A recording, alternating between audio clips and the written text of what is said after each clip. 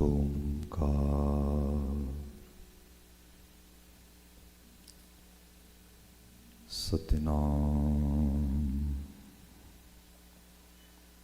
करता पुरख निर्भव निर्वैर अकाल मूरत अजूनी सैभं गुरु प्रसाद।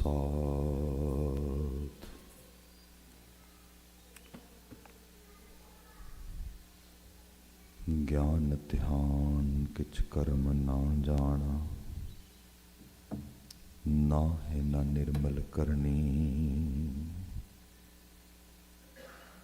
साध संगत के अंचल लाओ,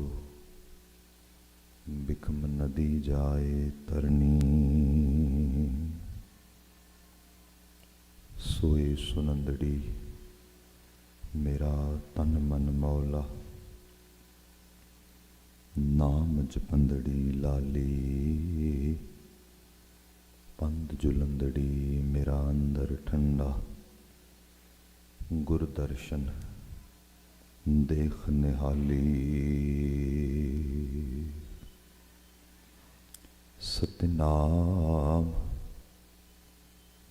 वाहेगुरु साहिब जियो। कवन मुख चंद हिवै कर छाया, कवन मुख सूरज तपै तपाया। कवन मुख चंद हिवै कर छाया, कवन मुख सूरज तपै तपाया। कवन मुख काल जोहत नित रहै, कवन बुद्ध गुरमुख पत रहै। कवन जोध जो काल संघारै, बोलै बाणी नानक बिचारै। शब्द पाखत सस जोते अपारा, सस कर सूर वसै मिटै अंधियारा। सुख दुख सम कर नाम आधारा, आपे पार उतारण हारा। गुर परचय मन साच समाए, प्रणवत नानक काल न खाए। नाम तत् सब ही सिर जापै, बिन नामै दुख काल संतापै। तत्तो तत् मिलै मन मानै, दूजा जाए इकत कर यानै। बोलै पवना गगन गरजै, नानक निश्चल मिलन सहजै। बोलै पवना गगन गरजै, नानक निश्चल मिलन सहजै। वाहिगुरु जी का खालसा, वाहिगुरु जी की फतेह। जुगो जुग अटल शब्द सतगुरु धन धन गुरु ग्रंथ साहिब जी, गुरु पातशाह जी दी अजीम बख्शिश टलदी शाम असी सत्संगत करन दे काबल हो सके हाँ, वडभागी हाँ। गुरबाणी व्याख्यान विच सिद्ध गोष्ठ रचना राम कली राग का शिंगार ये विचारिया जा रहा है। गुरु नानक साहब द्वारा सिद्धां दे नाल बड़ी गहरी अते समुचे मानव जीवन को रोशनाण वाली ये सारी गलबात बाणी का रूप वटा के सानू मिली है। ਮਹਾਰਾਜ ਜੀ ਨੇ ਬੜੇ ਸੁੰਦਰ ਅੰਦਾਜ਼ ਵਿੱਚ ਸਵਾਲ ਜਵਾਬਾਂ ਦੇ ਤਰੀਕੇ ਦੇ ਨਾਲ ਜੋ ਉਸ ਵਕਤ ਦੇ ਸਮੇਂ ਉਹਨਾਂ ਆਪਣੇ ਆਪ ਵਿੱਚ ਧਾਰਮਿਕ ਵਿਦਵਾਨਾਂ ਨੇ ਜੋ ਗੱਲਾਂ ਬਾਤਾਂ ਬਾਬਾ ਨਾਨਕ ਜੀ ਤੋਂ ਪੁੱਛੀਆਂ, ਮਹਾਰਾਜ ਜੀ ਨੇ ਉਹਨਾਂ ਨੂੰ ਮਾਨਵ ਕਲਿਆਣ ਹਿਤ ਸਾਨੂੰ ਤੋਹਫੇ ਵਜੋਂ ਬਖਸ਼ਿਆ। ਖੈਰ, ਲਗਾਤਾਰਤਾ ਦੇ ਨਾਲ ਬਚਨਾਂ ਦੀ ਵਿਚਾਰ ਕਰਦੇ ਹਾਂ। 48, 49 ਤੇ 50 ਨੰਬਰ ਜਿਹੜਾ ਪਦਾ ਹੈ, ਇਹਨਾਂ ਤੇ ਅਸੀਂ यहाँ ਹੈਗੇ ਹਾਂ, ਕਿਉਂਕਿ ਜੋ ਪਹਿਲੇ ਪਦੇ ਸੀਗੇ 48, ਇਹ ਸਾਰਾ ਡਿਟੇਲ 'ਚ ਵਿਚਾਰਿਆ ਸੀ। ਇਹਦੇ 'ਚ ਸਵਾਲ ਨੇ ਜੋਗੀਆਂ ਦੇ। 49 ਤੇ 50 ਦੇ ਅੰਦਰ ਗੁਰੂ ਸਾਹਿਬ ਦੇ ਜਵਾਬ ਨੇ, ਪਰ ਕਿਉਂਕਿ ਇਹ ਰਿਲੇਟ ਕਰਦੇ ਨੇ, ਇਸ ਕਰਕੇ ਅਸੀਂ ਨਾਲ ਨਾਲ ਤਿੰਨਾਂ ਪਦਿਆਂ ਨੂੰ ਦੇਖਾਂਗੇ। ਬਚਨ ਜੋ ਵਿਚਾਰਿਆ ਸੀ ਉਹਨੂੰ ਮੈਂ ਦੁਬਾਰਾ ਰਿਪੀਟ ਨਹੀਂ ਕਰਾਂਗਾ, ਕਿਉਂਕਿ ਫਿਰ ਸਮਾਂ ਸਾਡੇ ਕੋਲ ਸੀਮਤ ਹੁੰਦਾ ਹੈ। ਬਚਨ ਸੀਗਾ, ਕਵਨ ਮੁਖ ਚੰਦ ਹਿਵੈ ਕਰ ਛਾਇਆ, ਕਵਨ ਮੁਖ ਸੂਰਜ ਤਪੈ ਤਪਾਇਆ, ਕਵਨ ਮੁਖ ਕਾਲ ਜੋਹਤ ਨਿਤ ਰਹੈ, ਕਵਨ ਬੁੱਧ ਗੁਰਮੁਖ ਪਤ ਲਹੈ। ਇੱਥੇ ਆ ਗਏ ਸੀ ਅਸੀਂ, ਕਵਨ ਮੁਖ ਗੁਰਮੁਖ ਪਤ ਰਹੈ। ਐਸਾ ਕਿਹੜੀ ਵਿਚਾਰਧਾਰਾ ਆ ਜਿਹਦੇ ਨਾਲ ਸਾਡੀ ਮਨੁੱਖ ਹੋਣ ਕਰਕੇ ਇੱਜ਼ਤ ਬਣੀ ਰਹੇ, ਪਤ ਰਹਿ ਸਕੇ, ਅਸੀਂ ਮਨੁੱਖ ਹੋਣ ਦਾ ਅਹਿਸਾਸ ਕਰ ਸਕੀਏ। ਕਵਨ ਜੋਧ ਜੋ ਕਾਲ ਸੰਘਾਰ ਹੈ। ਐਸੀ ਕਿਹੜੀ ਜਿਹਨੂੰ ਅਸੀਂ ਕਰਜ ਕਹਿੰਦੇ ਹਾਂ, ਦਲੇਰੀ ਕਹਿੰਦੇ ਹਾਂ, ਹਿੰਮਤ ਕਹਿੰਦੇ ਹਾਂ, ਉਹ ਕਿਹੜੀ ਜਾਵੇਦਾਂ ਹਿੰਮਤ ਅਸੀਂ ਜਿਹੜੀ ਹੈ ਅਰਨ ਕਰੀਏ, ਜਿਹਦੇ ਨਾਲ ਅਸੀਂ ਕਾਲ ਦੇ ਪ੍ਰਭਾਵ ਨੂੰ ਘਟਾ ਸਕੀਏ। ਇਹ ਸਵਾਲ ਸੀਗੇ। ਇਹਦੇ ਜਵਾਬ ਵਿੱਚ ਬਾਬਾ ਜੀ ਜਿੱਥੇ ਬਾਤ ਹੋ ਰਹੀ ਸੀ, ਸ਼ਬਦ ਭਾਖਤ ਸਸ ਜੋਤ ਅਪਾਰਾ, ਸਸ ਕਰ ਸੂਰ ਵਸੈ ਮਿਟੈ ਅੰਧਿਆਰਾ। ਜਦੋਂ ਬੰਦੇ ਦੇ ਅੰਦਰ ਗਿਆਨ ਦੀ ਉਹ ਤਾਬ ਆਉਂਦੀ ਹੈ, ਜਿਹਦਾ ਸੋਰਸ ਗੁਰੂ ਜਾਂ ਸੱਚਾ ਸੁੱਚਾ ਅਧਿਆਤਮਕ ਸੋਰਸ ਆ, ਫਿਰ ਬੰਦੇ ਨੂੰ ਮਾਲੂਮ ਹੋ ਜਾਂਦਾ ਹੈ ਮੈਂ ਕੁਝ ਵੀ ਨਹੀਂ ਗਾ। ਜਿਵੇਂ ਸਪੋਜ਼ ਕਰੋ ਗਿਆਨ ਸਭ ਦਾ ਸਾਂਝਾ ਆ। ਅਸੀਂ ਗੁਰਬਾਣੀ ਦੇ ਵਿੱਚ ਪੜ੍ਹਦੇ ਹਾਂ, ਮਹਾਰਾਜ ਗੁਰੂ ਅਰਜਨ ਸਾਹਿਬ ਦੇ ਬਚਨ ਪੜ੍ਹੋ, ਜਿੱਥੇ ਸਾਹਿਬ ਜ਼ਿਕਰ ਕਰਦੇ ਨੇ, ਤੇਰਾ ਕੀਤਾ ਜਾਤੋ ਨਾਹੀ ਮੈਨੂੰ ਜੋਗ ਕੀਤੋਈ। ਗੁਰੂ ਅਰਜਨ ਸਾਹਿਬ ਕਹਿੰਦੇ ਮੈਂ ਤੇਰੇ ਕੀਤੇ ਨੂੰ ਕਿਵੇਂ ਜਾਤ ਸਕਦਾ ਆ, ਪਹਿਚਾਨ ਸਕਦਾ ਆ, ਬਿਆਨ ਕਰ ਸਕਦਾ। ਮਾਲਕ ਜੋ ਕੁਝ ਹੋਇਆ ਵੀ ਹੈ ਨਾ ਮੇਰੇ ਤੋਂ, ਤੂੰ ਮੈਨੂੰ ਯੋਗ ਕੀਤਾ ਹੈ। ਯੋਗਤਾ ਨੂੰ ਲੋਕੀ ਸਲਾਮ ਕਰਦੇ ਨੇ, ਸਲੂਟ ਕਰਦੇ ਨੇ, ਪਰ ਬਾਬਾ ਹੇ ਅਕਾਲ ਪੁਰਖ ਜੀ, ਮੈਨੂੰ ਇਹ ਸਲੂਟ ਵੀ ਤੇਰੇ ਯੋਗ ਕਰਨ ਕਰਕੇ ਮਿਲ ਰਹੇ ਨੇ, ਅਦਰਵਾਈਜ਼ ਨਹੀਂ। ਸੋ ਇੱਥੇ ਜਾ ਕੇ ਗਿਆਨ ਦੀ ਤੇ ਇੰਤਹਾ ਹੈ, ਬੜੀ ਐਬਿਲਿਟੀ ਹੈ, ਪਰ ਉਸ ਸਾਰੀ ਐਬਿਲਿਟੀ ਨੂੰ ਅਕਾਲ ਪੁਰਖ ਵਾਹਿਗੁਰੂ ਦੀ ਇੱਕ ਬਲੈਸਿੰਗਸ ਦੇ ਨਾਲ ਜੋੜਿਆ ਜਾਂਦਾ ਹੈ, ਮਿਹਰਾਮਤ ਨਾਲ ਜੋੜਿਆ ਜਾਂਦਾ ਹੈ। ਸੋ ਸਾਹਿਬ ਨੇ ਉਹਦੀ ਬਾਤ ਇਹਦੇ 'ਚ ਇਸ ਰੂਪ ਵਿੱਚ ਕੀਤੀ ਕਿ ਜਦੋਂ ਇਸ ਕਿਸਮ ਦੇ ਨਾਲ ਬੰਦਾ ਗਿਆਨ ਦਾ ਸੋਰਸ ਰਿਲੇਟ ਕਰ ਲੈਂਦਾ ਹੈ, ਫਿਰ ਉਹਦੇ ਇਸ ਗਿਆਨ ਦੀ ਤਾਬ ਹੰਕਾਰ ਨਹੀਂ ਆਉਂਦਾ। ਸੁਖ ਦੁੱਖ ਸਮ ਕਰ ਨਾਮ ਆਧਾਰਾ, ਨਾਮ ਦਾ ਆਧਾਰ ਆ ਜਾਏ, ਕਾਲ ਦਾ ਅਸਰ ਕਿਵੇਂ ਮੁੱਕੇਗਾ। ਘਟਨਾਵਾਂ ਤੇ ਸੱਜੇ ਖੱਬੇ ਵਾਪਰਨਗੀਆਂ। ਘਟਨਾਵਾਂ ਜਦੋਂ ਵਾਪਰਦੀਆਂ ਨੇ, ਬਹੁਤੀਆਂ ਮਨ ਭਾਉਂਦੀਆਂ ਨਹੀਂ ਹੁੰਦੀਆਂ। ਅਸੀਂ ਸ਼ਬਦ ਪੜ੍ਹਦੇ ਹਾਂ ਬਾਣੀ ਦੇ ਵਿੱਚ, ਜੀੜਾ ਅਗਨ ਬਰਾਬਰ ਤਪੈ ਭੀਤਰ ਵਗੈ ਕਾਂਤੀ।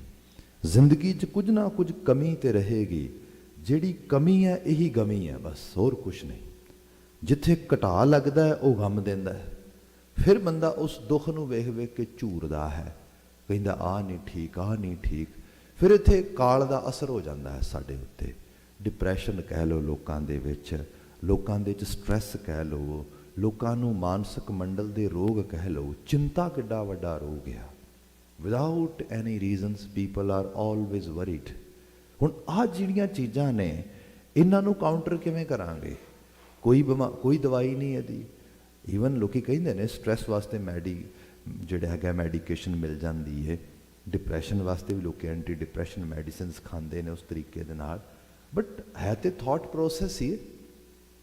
ਦਵਾਈਆਂ ਤੇ ਕੁਝ ਨਹੀਂ ਕਰ ਸਕਦੇ। ਦਵਾਈਆਂ ਤੇ ਕੈਮੀਕਲ ਪ੍ਰਭਾਵ ਆ, ਉਹ ਕਰਨਗੀਆਂ, ਓਪਰੈਸ ਕਰ ਦੇਣਗੀਆਂ ਤੁਹਾਡੇ ਸੋਚਣ ਨੂੰ, ਤੁਹਾਨੂੰ ਸਲੋ ਕਰ ਦੇਣਗੀਆਂ। ਤੁਹਾਡੇ ਜਿਹੜਾ ਹੈਗਾ, ਜਿਹੜੀ ਤੁਹਾਡੇ ਬ੍ਰੇਨ ਦੀਆਂ ਐਕਟੀਵਿਟੀਜ਼ ਨੇ ਉਹਨਾਂ 'ਚ ਇੰਟਰਵੀਨ ਕਰਨਗੀਆਂ ਅਨਨੈਚੁਰਲ ਵੇ ਦੇ ਨਾਲ।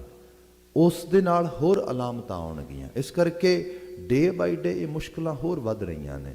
ਬਾਬਾ ਜੀ ਨੇ ਜ਼ਿਕਰ ਕੀਤਾ ਪਹਿਲੇ ਦਿਨ ਤੋਂ ਹੀ ਮੰਨਿਆ ਜਾਏ, ਦੁੱਖ ਸੁੱਖ ਨੂੰ ਸਮ ਕਰਕੇ ਜਾਣੋ, ਸਮ ਕਰਕੇ ਜਾਣੋ।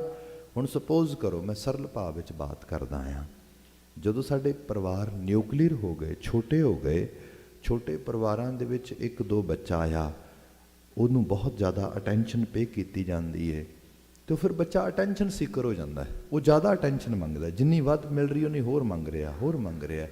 ਫਿਰ ਇਹ ਵੀ ਹੈ, ਉਹਨੂੰ ਕੋਈ ਕਿਸੇ ਕਿਸਮ ਦੇ ਨਾਲ ਫਰਸਟ੍ਰੇਸ਼ਨ ਨਹੀਂ ਹੋਣ ਦੇਣੀ, ਰੋਣ ਨਹੀਂ ਦੇਣਾ, ਇਹ ਸਭ ਚੀਜ਼ਾਂ ਨਹੀਂ ਹੋਣੀਆਂ।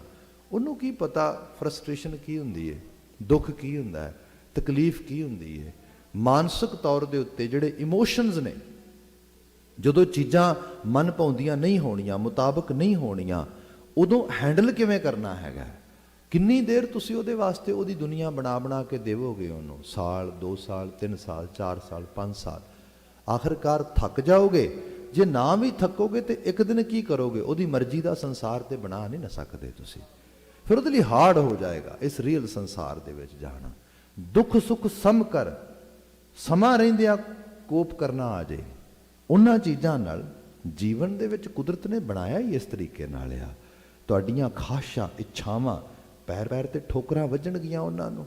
ਇੱਛਾ ਆ ਹੈ, ਹੋ ਐਵੇਂ ਰਿਹਾ, ਬੰਦਾ ਕਹੇਗਾ ਕਿਵੇਂ ਹੋ ਰਿਹਾ ਹੈ। ਦੇਖੋ ਇਹ ਬਾਣੀ ਦਾ ਬਚਨ ਹੈ, ਭਗਤ ਫਰੀਦ ਜੀ ਨੇ ਕਿਹਾ ਸੀਗਾ, ਬੰਦੇ ਜੋ ਮਨ ਚਿਤ ਨਾ ਚੇਤੇ ਸਨ, ਸਾ ਗਾਲੀ ਰੱਬ ਕੀਆਂ। ਜਿਹੜੀਆਂ ਤੇਰੇ ਚਿੱਤ ਚੇਤੇ ਵਿੱਚ ਵੀ ਨੇ, ਜਿਹੜੀ ਅਨਸਰਟਨਟੀ ਹੈ ਲਾਈਫ ਦੀ, ਇਹਨੂੰ ਤੁਸੀਂ ਕਿਵੇਂ ਆਪਣੇ ਤੋਂ ਦੂਰ ਕਰ ਸਕਦੇ ਹੋ। ਅੱਜ ਸਮੂਥ ਚੱਲ ਰਿਹਾ ਹੈਗਾ, ਕੱਲ ਨੂੰ ਸਮੂਥ ਚੱਲੇਗਾ? ਨੋ ਵੇ, ਇਹ ਹੋ ਹੀ ਨਹੀਂ ਸਕਦਾ। ਸੋ ਇੱਥੇ ਜਾ ਕੇ ਫਿਰ ਬੰਦਾ ਘਬਰਾ ਜਾਂਦਾ ਹੈ, ਡਰ ਜਾਂਦਾ ਹੈ। ਇਹਦੇ ਲਈ ਕਿਉਂਕਿ ਅਸੀਂ ਜਿਸ ਦੁਨੀਆ 'ਚ ਰਹਿ ਰਹੇ ਹੈਗੇ ਆ, ਡਰੇ ਹੋਏ ਲੋਕ ਫਿਰ ਬਾਜ਼ਾਰ ਦੇ ਵਿੱਚ ਉਹੋ ਜਿਹੀਆਂ ਚੀਜ਼ਾਂ ਦੇ ਵੀ ਗਾਹਕ ਬਣ ਜਾਂਦੇ ਨੇ। ਤਵੀਤ, ਧਾਗੇ, ਟੂਣੇ, ਲੋਕੀ ਕਹਿੰਦੇ ਕੁਛ ਨਹੀਂ ਹੋਏਗਾ, ਆਹ ਟੂਣਾ ਕਰਾ ਲਓ, ਆਹ ਧਾਗਾ ਲੈ ਲਓ, ਆਹ ਤਵੀਤ ਲੈ ਲਓ, ਫਿਰ ਨੌਕਰੀ ਪੱਕੀ ਹੋ ਜਾਏਗੀ, ਕਾਰੋਬਾਰ ਬੜਾ ਚੱਲੇਗਾ। ਆਹ ਚੀਜ਼ਾਂ, ਐਸਾ ਕਿਵੇਂ ਹੋ ਸਕਦਾ ਹੈਗਾ। ਪੂਰੇ ਦੀ ਪੂਰੇ ਬਾਜ਼ਾਰਾਂ 'ਚ ਮੰਦੀ ਸਟ੍ਰਾਈਕ ਕਰ ਜਾਂਦੀ ਹੈ, ਵੱਡੇ ਵੱਡੇ ਕਾਰੋਬਾਰ ਫੇਲ ਹੋ ਜਾਂਦੇ ਨੇ। ਇਹ ਸਭ ਚੀਜ਼ਾਂ, ਇਹ ਜ਼ਿੰਦਗੀ ਦਾ ਉਠਾ ਜਿਹੜਾ ਹੈਗਾ ਵਿਗਾੜ ਇਹ ਨਾਲ ਹੀ ਬਣਿਆ ਹੋਇਆ ਹੈਗਾ। ਸਾਹਿਬ ਨੇ ਜ਼ਿਕਰ ਕੀਤਾ, ਜਿਹਨੂੰ ਨਾਮ ਦੇ ਜਰੀਏ ਇਹ ਸਮਝ ਲੱਗ ਗਈ, ਦੁੱਖ ਸੁੱਖ ਸਮ ਕਰ ਨਾਮ ਆਧਾਰਾ। ਨਾਮ ਆਧਾਰਿਆ, ਤੇ ਨਾਮ ਦਾ ਮਤਲਬ ਕੀ ਹੈ? ਨਾ ਮੈਂ ਕੱਲ ਸੀ, ਨਾ ਮੈਂ ਅੱਜ ਹਾਂ, ਤੇ ਨਾ ਮੈਂ ਆਉਂਦੇ ਕੱਲ ਹੋਣਾ ਹੈਗਾ। ਮੈਂ ਤੇ ਹੈ ਹੀ ਕੁਝ ਨਹੀਂਗਾ, ਤੇ ਮੈਂ ਕਾਹਦੇ ਵਾਸਤੇ ਸੰਸਾਰ ਦੇ ਵਿੱਚ ਆਪਣੇ ਆਪ ਨੂੰ ਚੁੱਕੀ ਫਿਰਦਾ ਆ, ਜਦੋਂ ਮੇਰੀ ਹਸਤੀ ਨਹੀਂ ਕਿਸੇ ਰੂਪ ਦੇ ਵਿੱਚ। ਇਹਨੂੰ ਕਿਹਾ ਸੀਗਾ ਭਗਤ ਫਰੀਦ ਜੀ ਨੇ ਵੀ ਚੇਤੇ ਰੱਖੀ, ਫਰੀਦਾ ਖਾਕ ਨਾ ਨਿੰਦੀ ਹੈ, ਖਾਕੂ ਜੇੜ ਨਾ ਕੋਏ। ਜੀਵਦਿਆਂ ਪੈਰਾਂ ਤਲੇ ਮੋਇਆ ਉੱਪਰ ਹੋਏ। ਮਿੱਟੀ, ਬੰਦਾ ਕਹਿੰਦਾ ਮਿੱਟੀ ਕੁਛ ਵੀ ਨਹੀਂ, ਹਾਲਾ ਹਕੀਕਤ ਇਹ ਹੈ ਮਿੱਟੀ 'ਚੋਂ ਸਾਰੇ ਬਣੇ ਆ, ਮਿੱਟੀ 'ਚ ਹੀ ਮਿਲ ਜਾਣਾ ਹੈ। ਆਪਣੇ ਆਪ ਨੂੰ ਮਿੱਟੀ ਮੰਨ ਲਿਆ ਅੱਜ ਹੀ। ਜਿੱਦਣ ਮਿੱਟੀ ਮੰਨੇਗਾ, ਚੀਜ਼ਾਂ ਆਪਣੇ ਆਪ ਦੁੱਖ ਘੱਟ ਦੇਣਗੀਆਂ, ਤਕਲੀਫ ਘੱਟ ਦੇਣਗੀਆਂ। ਪਰ ਬੰਦਾ ਨਹੀਂ, ਬੰਦਾ ਕਹਿੰਦਾ ਨਹੀਂ ਨਹੀਂ, ਮੈਂ ਠੀਕ ਕਰ ਲੈਣਾ, ਮੈਂ ਸਭ ਵਧੀਆ ਕਰ ਲੈਣਾ। ਫਿਰ ਕਾਲ ਅਸਰ ਵਿਖਾਉਂਦਾ ਹੈ, ਕਾਲ ਫਿਰ ਦੁੱਖ ਦਿੰਦਾ, ਕਾਲ ਡਰਾਉਂਦਾ ਹੈ, ਕਾਲ ਵੇਦਨ ਦਿੰਦਾ ਹੈ। ਉਹਨੂੰ ਸਾਹਿਬ ਨੇ ਇੱਥੇ ਜ਼ਿਕਰ ਕੀਤਾ, ਜਿਹਨੂੰ ਨਾਮ ਦਾ ਆਧਾਰ ਮਿਲ ਗਿਆ, ਆਪੇ ਪਾਰ ਉਤਾਰਨ ਹਾਰਾ। ਬਾਕੀ ਪਾਰ ਉਤਾਰਾ ਉਹ ਆਪ ਹੀ ਕਰਦਾ ਹੈਗਾ। ਇੱਕ ਤੋਂ ਬਾਅਦ ਇੱਕ ਮਿਸਾਲਾਂ ਨੇ ਜੀਵਨ ਦੇ ਵਿੱਚ ਜੇ ਲਈਆਂ ਜਾਣ ਤੇ ਮੈਨੂੰ ਯਾਦ ਆ, ਕੁਝ ਵਰੇ ਪਹਿਲਾਂ ਸਟੇਟਸ ਦੇ ਵਿੱਚੋਂ ਮੇਰੇ ਜਾਣਕਾਰ ਪਰਿਵਾਰ ਹੈ, ਕਾਲ ਆਈ, ਇੱਕੋ ਇੱਕ ਬੱਚਾ ਸੀ, ਮਾਂ ਬਾਪ ਨੂੰ ਦੱਸਣ ਤੋਂ ਬਿਨਾਂ ਕਿਸੇ ਡਰੱਗ ਡੀਲਿੰਗ ਐਕਟੀਵਿਟੀਜ਼ ਦੇ ਵਿੱਚ ਇਨਵੋਲਵ ਹੋ ਗਿਆ। ਪਰਿਵਾਰ ਕਾਫੀ ਵੈਲ ਆਫ ਸੀਗਾ ਕਿਤੇ, ਕਿਉਂਕਿ ਇਹੋ ਜਿਹੇ ਲੋਕ ਬੜੇ ਨਾਈਵ ਹੁੰਦੇ ਨੇ, ਉਹਨਾਂ ਨੂੰ ਨਹੀਂ ਬਹੁਤਾ ਪਤਾ ਹੁੰਦਾ ਦੁਨੀਆ ਕਿਹੋ ਜਿਹੀ ਪਈ ਹੈ ਬਾਹਰ। ਭਲੇ ਤੋਂ ਭਲੇ ਲੋਕ ਪਏ ਨੇ ਸੰਸਾਰ ਦੇ ਵਿੱਚ, ਜਿਹੜੇ ਪਰੇ ਤੋਂ ਪਰੇ, ਅਸਲ 'ਚ ਭਲੇ ਤੋਂ ਪਰੇ ਤੋਂ ਪਰੇ ਲੋਕ ਪਏ ਨੇ, ਜਿਹੜੇ ਕਿਸੇ ਦੀ ਵੀ ਐਡਵਾਂਟੇਜ ਲੈ ਸਕਦੇ ਨੇ। ਉਹਨਾਂ ਸੋਚਿਆ ਇਹ ਵੈਲ ਆਫ ਫੈਮਿਲੀ 'ਚੋਂ ਹੈ, ਇਹਨੂੰ ਇਸ ਤਰੀਕੇ ਦੇ ਨਾਲ ਇਨਵੋਲਵ ਕਰੋ। ਇਨਵੋਲਵ ਕਰ ਲਿਆ, ਉਹ ਵੀ ਇਨਵੋਲਵ ਹੋ ਗਿਆ। ਮੁੜ ਕੇ ਸਟੇਟ ਡਿਪਾਰਟਮੈਂਟ ਨੂੰ ਪਤਾ ਲੱਗ ਗਿਆ, ਤੇ ਉਹਨਾਂ ਨੇ ਉਹ ਸਾਰੇ ਉਹਨਾਂ ਦੇ ਅਕਾਊਂਟ ਵੀ ਸੀਜ਼ ਕਰ ਦਿੱਤੇ। ਬੜਾ ਕੁਛ ਹੋ ਗਿਆ ਇਸ ਰੂਪ ਦੇ ਵਿੱਚ। ਉਸ ਤੋਂ ਵੱਡੀ ਗੱਲ, ਸੋਸਾਇਟੀ ਸਾਡੀ ਬੜੀ ਜਜਮੈਂਟਲ ਆ ਚੀਜ਼ਾਂ ਨੂੰ, ਮਤਲਬ ਜਦੋਂ ਕੋਰਟ ਫੈਸਲਾ ਕਰੇਗਾ, ਜਦੋਂ ਪੁਲਿਸ ਇਨਵੈਸਟੀਗੇਸ਼ਨ ਖਤਮ ਹੋਏਗੀ, ਉਹ ਸਾਰਾ ਕੁਝ, ਉਹ ਤਾਂ ਬਹੁਤ ਦੀਆਂ ਗੱਲਾਂ ਨੇ, ਕੌਣ ਵੇਖਿਆ ਉਸ ਤਰ੍ਹਾਂ। ਪਹਿਲੀ ਜਜਮੈਂਟ ਪਾਸ ਕਰ ਦਿਓ, ਬਸ ਮਹਿੰਗੀਆਂ ਕਾਰਾਂ ਤਾਂ ਆਈ ਨੇ ਇਹਨਾਂ ਕੋਲ, ਇਹ ਗੱਡੀਆਂ ਤਾਂ ਆਈ ਨੇ, ਕਿਉਂਕਿ ਇਸ ਰੂਪ ਦੇ ਚਾਹ ਪਤਾ ਲੱਗ ਗਿਆ ਹੁਣ, ਮਤਲਬ ਸਿੱਧੇ ਤੌਰ 'ਤੇ ਉਹ ਆਲੇ ਦੁਆਲੇ ਸੁਣਿਆ, ਮਨ ਬੜਾ ਦੁਖੀ ਹੋਇਆ। ਬਾਈ ਚਾਂਸ ਮੈਨੂੰ ਕਾਲ ਕੀਤੀ, ਕਹਿੰਦੇ ਭਾਈ ਸਾਹਿਬ ਆਹ ਗੱਲ ਬਣੀ ਹੈ, ਸਾਨੂੰ ਕੋਈ ਪਤਾ ਵੀ ਨਹੀਂ ਕਿਸੇ ਰੂਪ ਦੇ 'ਚ, ਇਹ ਬੱਚੇ ਨੇ ਕਿੱਥੋਂ ਇਹ ਚੀਜ਼ ਕੀਤੀ, ਬੜੇ ਪਰੇਸ਼ਾਨ ਆ। ਅੱਜ ਸਵੇਰ ਦੇ ਰਹਿ ਕੇ ਵਿਚਾਰ ਆਉਂਦੇ ਨੇ, ਬੜੀ ਮੁਸ਼ਕਿਲ ਨਾਲ ਆਪਣੇ ਆਪ ਨੂੰ ਰੋਕ ਰਹੀਆਂ, ਸੋਚਦੇ ਹਾਂ ਕੁਝ ਖਾ ਕੇ ਮਰ ਜਾਈਏ, ਨਿਬੇੜੀਏ ਕੰਮ। ਕੌਣ ਸਾਹਮਣਾ ਕਰੇਗਾ ਲੋਕਾਂ ਦਾ, ਕੌਣ ਇਸ ਰੂਪ, ਇਹ ਹੈ ਕਾਲ ਸਿਰ ਤੇ ਐਵੇਂ ਚੜ੍ਹਦਾ ਬੰਦੇ ਦੇ, ਇਹ ਰੂਪ 'ਚ ਆਈ ਬਾਤ। ਮੈਂ ਕਿਹਾ ਜੀ ਬੜਾ ਸੌਖਾ ਕੰਮ ਆ, ਖਾ ਕੇ ਜੋ ਮਰੋਗੇ ਬਿਨਾਂ ਖਾਣ ਤੋਂ ਮਰ ਜਾਓ। ਉਹ ਕਹਿੰਦੇ ਜੀ ਸਮਝੇ ਨਹੀਂ। ਮੈਂ ਕਿਹਾ ਸਮਝ ਲਓ ਮਰ ਗਏ, ਇਹੀ ਸਮਝਣਾ ਨਾ। ਮਰ ਕੇ ਕਿਨੇ ਵੇਖਿਆ ਆ ਕੇ, ਹੁਣੀ ਮਰ ਜਾਓ, ਸਮਝੋ ਮਰ ਗਏ, ਮਿੱਟੀ ਹੋ ਗਏ। ਜੋ ਕਹਿੰਦਾ ਆਲਾ ਦੁਆਲਾ ਕਹੀ ਜਾ, ਤੁਸੀਂ ਜਦੋਂ ਆਪਣੀ ਨੀਅਤ 'ਚ ਠੀਕ ਹੋ, ਆਪਣੀ ਜਗ੍ਹਾ ਤੇ ਠੀਕ ਹੋ ਜਾਓ, ਕਰਤਾਰ ਨੂੰ ਭਾਵੇ। ਉਹ ਬਾਤ ਇਹ ਹੋਈ ਬੱਚੇ ਦੇ ਬਾਬਤ, ਉਹਦੇ ਬਾਬਤ ਕੀ ਕਰੀਏ। ਮੈਂ ਕਿਹਾ ਜੀ ਉਹਨੂੰ ਸੁਨੇਹਾ ਪਹੁੰਚਾਓ, ਉਹਨੂੰ ਮਿਲ ਕੇ ਆਓ, ਉਹਨੂੰ ਜਾ ਕੇ ਦੱਸੋ ਉਹਨੂੰ, ਕੋਈ ਬੇਟਾ ਵੀ love you without any condition, without any actually other explanation. But at the same time, as a parent, we have to support some kind of principles of humanity. बेटा जो तुसी एक्ट कीता है ये ठीक नहीं, तो देखो बेटा प्यार करते हैं, तेरा पूरा साथ देवांगे, पूरी तरह तेनों जिहड़ा हैगा वो सारी चीज़ वास्ते हेल्प करांगे, पर जो तू कीता आ ਉਹਦੇ ਕੌਨਸੀਕੁਐਂਸਸ ਬੇਟਾ ਰਿਸਪੌਂਸਿਬਿਲਟੀ ਲੈਣੀ ਪਏਗੀ। ਇਸ ਕਰਕੇ ਹੁਣ ਤੂੰ ਜਿਵੇਂ ਇਸ ਸਾਰੀ ਸਿਚੁਏਸ਼ਨ 'ਚੋਂ ਜਾ ਰਿਹਾ ਹੈ, ਜਿਵੇਂ ਤੂੰ ਫੀਲ ਕਰਦਾ ਹੈ, ਅਸੀਂ ਉਸ ਫੀਲਿੰਗ ਨੂੰ ਅੰਡਰਸਟੈਂਡ ਕਰਦੇ ਹਾਂ। ਬੀਇੰਗ ਏ ਪੇਰੈਂਟ ਅਸੀਂ ਵੀ ਬੜੇ ਦੁਖੀ ਹਾਂ, ਪਰ ਬੇਟਾ ਕਰ ਕੁਛ ਨਹੀਂ ਸਕਦੇ। ਜੋ ਕਾਰਜ ਕੀਤਾ ਉਹਨੂੰ ਹੁਣ ਉਸ ਰੂਪ ਦੇ 'ਚ ਉਹਦਾ ਰਿਜ਼ਲਟ ਜਿਹੜਾ ਹੈਗਾ ਉਹ ਮੰਨਣਾ ਪਏਗਾ। ਹੁਣ ਉਹ ਕਹਿੰਦੇ ਉਹਨਾਂ ਬਾਤ ਕਹੀ, ਉਹ ਬੜਾ ਕਹੇ ਕਲਪੇ, ਵਕੀਲ ਕਰੋ, ਆਹ ਕਰੋ, ਆਹ ਕਰੋ। ਕਹਿੰਦੇ ਨਹੀਂ ਬੇਟਾ, ਲੈਟ ਦਾ ਐਕਚੁਅਲੀ ਜਿਹੜੀ ਹੈਗੀ ਉਸ ਰੂਪ ਦੇ ਵਿੱਚ ਅਥਾਰਟੀਜ਼ ਨੂੰ ਵਰਕ ਕਰ ਲੈਣ ਦੇ ਸਾਰਾ ਕੁਝ, ਉਹਨਾਂ ਨੂੰ ਅਸੀਂ ਕੋਆਪਰੇਟ ਕਰਦੇ ਹਾਂ। ਬੜਾ ਔਖਾ ਹੋਇਆ, ਉਹ ਕਹਿੰਦਾ ਤੁਸੀਂ ਫਿਰ ਮੇਰੇ ਮਾਂ-ਬਾਪ ਕਾਹਦੇ ਹੋਏ। ਕਹਿੰਦੇ ਮਾਂ-ਬਾਪ ਆ ਤਾਂ ਹੀ ਤੈਨੂੰ ਸਹੀ ਰਾਹ ਵਿਖਾ ਰਹੇ ਆ। ਖੈਰ ਬਾਤ ਹੋਈ, ਬੜੇ ਪਰੇਸ਼ਾਨ, ਬੜੇ ਦੁਖੀ, ਕੁਝ ਸਮਾਂ ਇਸ ਤਰੀਕੇ ਨਾਲ ਨਿਕਲਿਆ। ਉਸ ਤੋਂ ਬਾਅਦ ਸਿਚੁਏਸ਼ਨਸ ਠੀਕ ਹੋਣੀਆਂ ਸ਼ੁਰੂ ਹੋ ਗਈਆਂ, ਕਿਉਂਕਿ ਅਥਾਰਟੀਜ਼ ਨੂੰ ਵੀ ਹੌਲੀ ਹੌਲੀ ਪਤਾ ਲੱਗ ਗਿਆ ਅਲਟੀਮੇਟਲੀ ਇਹਨਾਂ ਮੁਲਕਾਂ 'ਚ ਇੰਨੀ ਵੀ ਜਿਹੜੀ ਹੈਗੀ ਹੈ ਇਨਜਸਟਿਸ ਨਹੀਂ ਹੁੰਦਾ, ਚੀਜ਼ਾਂ ਸਾਫ਼ ਹੋਣੀਆਂ ਸ਼ੁਰੂ ਹੋ ਗਈਆਂ। ਖੁਦ ਨੂੰ ਵੀ ਪਤਾ ਲੱਗ ਗਿਆ। ਉਹਨਾਂ ਨੇ ਅਥਾਰਟੀਜ਼ ਨਾਲ ਕੋਆਪਰੇਟ ਕੀਤਾ, ਉਹਨਾਂ ਨੇ ਕੁਝ ਪ੍ਰੋਗਰਾਮ ਬਣਾ ਕੇ ਦਿੱਤੇ। ਪ੍ਰੋਗਰਾਮ ਜਿਹੜੇ ਕਰਾਉਂਦੇ ਨੇ ਬੜੇ ਕ੍ਰਿਮੀਨੋਲੋਜੀ ਦੇ ਮਾਹਰ ਲੋਕ ਨੇ, ਕ੍ਰਿਮੀਨਲ ਸਾਈਕੋਲੋਜੀ ਦੇ, ਉਹਨਾਂ ਨੇ ਸਾਰਾ ਕੁਝ ਪੁਣ ਛਾਣ ਕੇ ਬਾਹਰ ਕੀਤਾ। ਤੋ ਹੋਇਆ ਇਹ ਕਿ ਵਰਾ ਕੁ ਡੇਢ ਗੱਲਬਾਤ ਹੁੰਦੀ ਰਹੀ, ਤੇ 3 ਕੁ ਵਰੇ ਬਤੀਤ ਹੋਏ, ਤੇ ਬਾਏ ਚਾਂਸ ਉਸ ਦਿਨ ਉਹ ਵਰੇਗੰਢ ਸੀ ਉਸ ਗੱਲ ਦੀ ਜਿਹੜੀ ਗੱਲ ਹੋਈ ਸੀਗੀ, ਤੇ ਮੈਂ ਵੀ ਸਟੇਟ ਸੀ ਤੇ ਮੁਲਾਕਾਤ ਹੋ ਗਈ। ਤੇ ਉਹ ਬਾਏ ਚਾਂਸ ਉਹਨਾਂ ਨੂੰ ਵੀ ਯਾਦ ਆ ਗਿਆ। ਉਹ ਕਹਿੰਦੇ ਭਾਈ ਸਾਹਿਬ ਤੁਹਾਨੂੰ ਪਤਾ 3 ਸਾਲ ਪਹਿਲਾਂ ਇਸ ਤਰੀਕੇ ਨਾਲ। ਮੈਂ ਕਿਹਾ ਹਾਂ, ਕੰਪੈਰੀਜ਼ਨ ਕਰਕੇ ਦੇਖੋ। ਕਹਿੰਦੇ ਉਹ ਅੱਜ ਤੇ ਸਭ ਭਲਾ ਹੋ ਗਿਆ। ਇੰਜ ਲੱਗਦਾ ਹੈ ਉਹ ਦੁੱਖ, ਉਹ ਮੁਸ਼ਕਲ, ਸਾਰਾ ਕੁਝ ਠੀਕ ਕਰਨ ਵਾਸਤੇ ਆਈ ਸੀ। ਜਿਹੜੀ ਮੱਤ ਉਹ ਤਕਲੀਫ, ਉਹ ਮੁਸ਼ਕਲ ਇਹਨੂੰ ਦੇ ਗਈ ਤੇ ਸਾਨੂੰ ਦੇ ਗਈ, ਸਾਨੂੰ ਕਦੀ ਨਹੀਂ ਸੀ ਆ ਸਕਦੀ। ਇਹ ਹੈ ਜਦੋਂ ਬੰਦਾ ਆਪਣਾ ਆਪਾ ਸਮਰਪਿਤ ਕਰ ਦਿੰਦਾ ਹਾਲਾਤਾਂ ਦੇ, ਜੋ ਕਰਤਾਰ ਨੂੰ ਪਾਵੇ। ਆਪਣਾ ਰੋਲ ਤੇ ਉਨਾ ਹੀ ਕਰ ਸਕੋਗੇ ਨਾ ਜਿੰਨੀ ਕੁ ਤੁਹਾਡੇ ਅੰਦਰ ਐਬਿਲਿਟੀ ਹੈ, ਤੇ ਜਿੰਨੀ ਕੁ ਮਦਰ ਨੇਚਰ ਨੇ ਤੁਹਾਡੇ ਲਈ ਸੈੱਟ ਕੀਤਾ ਰੋਲ। ਐਕਸਟਰਾ ਤੇ ਕੋਈ ਵੀ ਨਹੀਂ ਕਰ ਸਕਦਾ। ਹਾਂ, ਕਲਪ ਸਕਦਾ ਬੰਦਾ, ਰੋ ਸਕਦਾ ਹੈ, ਪਰੇਸ਼ਾਨ ਹੋ ਸਕਦਾ ਹੈ। ਜੋਗੀ ਇਸੇ ਕਰਕੇ ਸੰਸਾਰ ਛੱਡ ਕੇ ਭੱਜ ਗਏ। ਪਰੇਸ਼ਾਨੀ ਨਹੀਂ ਲੈਣੀ, ਨਾ ਨਾ ਨਾ, ਤਕਲੀਫ ਕੌਣ ਲਏਗਾ। ਹਕੀਕਤ ਆ ਬੰਦਾ ਓਵਰ ਥਿੰਕ ਕਰ ਕਰਕੇ ਹੈਡਿਕ ਲੈ ਲੈਂਦਾ ਹੈ, ਅਲਸਰ ਦੀਆਂ ਬਿਮਾਰੀਆਂ ਲਾ ਲੈਂਦਾ ਹੈ, ਮਾਈਗ੍ਰੇਨ ਲੱਗ ਜਾਂਦੀ ਹੈ, ਹੋਰ ਅਨੇਕਾਂ ਕਿਸਮ ਦੀਆਂ ਚੀਜ਼ਾਂ। ਜੋਗੀ ਕਹਿੰਦੇ ਕੌਣ ਕੇਅਰ ਕਰੇ, ਕੌਣ ਇਹਨਾਂ ਚੀਜ਼ਾਂ ਨਾਲ ਡੀਲ ਕਰੇਗਾ, ਛੱਡੋ ਪਰਾਂ। ਬਾਬਾ ਜੀ ਕਹਿੰਦੇ ਕੰਦਰਾਂ ਦੇ ਵਿੱਚ ਬੈਠ ਕੇ ਇਹ ਸਭ ਕੁਝ ਕਰਕੇ ਇਹਦਾ ਟ੍ਰੀਟਮੈਂਟ ਤੁਸੀਂ ਇਹ ਲੱਭਿਆ। ਮੈਂ ਤੁਹਾਨੂੰ ਸੌਖਾ ਦੱਸ ਦਿੰਦਾ ਵਾ, ਵਿੱਚ ਸੰਸਾਰ ਵਿੱਚ ਰਹਿ ਕੇ ਜੈਸੇ ਜਲ ਮੈਂ ਕਮਲ ਨਿਰਾਲਮ। ਸੌਖਾ ਨਹੀਂਗਾ, ਰਹੋ ਵਿੱਚ, ਜਿੰਨਾ ਤੁਹਾਡਾ ਰੋਲ ਹੈ ਕਰੋ, ਬਾਕੀ ਕਰਤਾਰ ਤੇ ਛੱਡੋ। ਨੇਕ ਨੀਅਤ ਨਾਲ ਰੋਲ ਕਰੋ, ਆਪਣੇ ਵੱਲੋਂ ਪੂਰੀ ਸਹੀ ਰੂਪ ਵਿੱਚ ਐਫਰਟ ਪਾਓ। ਇਹ ਭਗਤੀ ਹੈ, ਇਹ ਬੰਦਗੀ ਹੈ, ਇਹ ਇਬਾਦਤ ਹੈ। ਮੋਹ ਵਿੱਚ ਪਿਆ ਹੋਇਆ ਬੰਦਾ, ਉਸ ਰੂਪ ਦੇ ਚ ਜਿਹੜਾ ਹੈਗਾ ਵਾਸ਼ਨਾ 'ਚ ਪਿਆ ਹੋਇਆ ਬੰਦਾ, ਹੰਕਾਰ 'ਚ ਪਿਆ ਹੋਇਆ ਬੰਦਾ, ਫਿਰ ਉੱਥੇ ਜਾ ਕੇ, ਕਿਉਂਕਿ ਅਹੰਗ ਬਿਰਤੀ ਹੈ ਨਾ। ਇੱਥੇ ਹੀ ਮੈਨੂੰ ਇੱਕ ਦਿਨ ਬੱਚਾ ਮਿਲਿਆ, ਗੈਰ ਸਿੱਖ ਪਰਿਵਾਰ 'ਚੋਂ ਸੀ ਸ਼ਾਇਦ, ਅਤੇ ਉਹ ਕਹਿੰਦਾ ਜੀ ਬਹੁਤ ਪਰੇਸ਼ਾਨ ਆ, ਨੀਂਦ ਵੀ ਨਹੀਂ ਆਉਂਦੀ ਰਾਤ ਨੂੰ, ਜ਼ਿੰਦਗੀ ਬੇਕਾਰ ਲੱਗਦੀ ਹੈ। ਅੱਛਾ ਕੀ ਹੋਇਆ?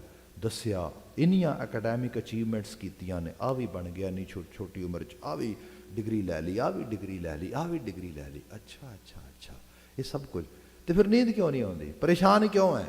ਪਰੇਸ਼ਾਨ ਇਸ ਕਰਕੇ, ਨੀਂਦ ਇਸ ਕਰਕੇ ਨਹੀਂ ਆਉਂਦੀ ਕਿਉਂਕਿ ਜੈਲਸੀ ਹੈ। ਕੁਝ ਉਹੋ ਜਿਹੇ ਵੀ ਨੇ ਜਿਹੜੇ ਇੰਨੇ ਸਮੇਂ 'ਚ ਮੇਰੇ ਤੋਂ ਕਿਤੇ ਅੱਗੇ ਲੰਘ ਗਏ ਨੇ, ਕੀ ਕੀਤਾ ਜਾਏ? ਬੜੀ ਰੇਸ ਲਾ ਰਿਹਾ, ਬੜਾ ਜ਼ੋਰ ਲਾ ਰਿਹਾ, ਪਰ ਉਹ ਪਿੱਛੇ ਨਹੀਂ ਹਟ ਰਹੇ। ਕੱਦ ਹੋ ਗਈ, ਉਹ ਦੋ ਪਿੱਛੇ ਹਟ ਜਾਣਗੇ, ਚਾਰ ਹੋਰ ਦਿਸਣਗੇ ਉਹ ਅੱਗੇ ਜਾ ਰਹੇ ਨੇ। ਮੁੱਖ ਥੋੜ੍ਹਾ ਚੱਲੀ ਹੈ ਦੁਨੀਆ, ਆਖਰਕਾਰ ਕਿੱਥੋਂ ਤੱਕ ਭੱਜੇਗਾ? ਅੱਗੇ ਹੋਰ ਅੱਗੇ ਭੱਜੇਗਾ, ਮਾਈਕਰੋਸੋਫਟ ਵਾਲਾ ਬਿਲ ਗੇਟਸ ਬੈਠਾ ਹੈਗਾ, ਹੋਰ ਅੱਗੇ ਭੱਜੇਗਾ, ਕੋਈ ਹੋਰ ਅੱਗੇ ਤੋਪ ਬੈਠੀ ਹੈ। ਉਹ ਬੰਦੇ ਅਹਿਸਾਸ ਕਰ, ਇਹ ਚੀਜ਼ਾਂ ਜਿਹੜੀਆਂ ਨੇ ਬਾਹਰ ਨਿਕਲੇ ਨੇ ਚੋਂ, ਆਪਣਾ ਰੋਲ ਕਰ ਜੋ ਕਰਤਾਰ ਨੂੰ ਪਾਵੇ। ਇਹ ਭਗਤੀ ਹੈ, ਇਹ ਐਕਚੁਅਲ ਲੈਵਲ ਤੇ ਗੁਰੂ ਨਾਨਕ ਸਾਹਿਬ ਦੀ ਬੰਦਗੀ ਹੈ। ਬਾਬਾ ਜੀ ਇੱਥੇ ਜ਼ਿਕਰ ਕਰਦੇ, ਇਹਦੇ ਵਿੱਚ ਮਹਾਰਾਜ ਜ਼ਿਕਰ ਕਰਦੇ, ਯਾ ਬੰਦੇ ਅਹਿਸਾਸ ਕਰ ਆਪੇ ਪਾਰ ਉਤਾਰਨ ਹਾਰਾ, ਗੁਰ ਪਰਚੈ ਮਨ ਸਾਚ ਸਮਾਏ।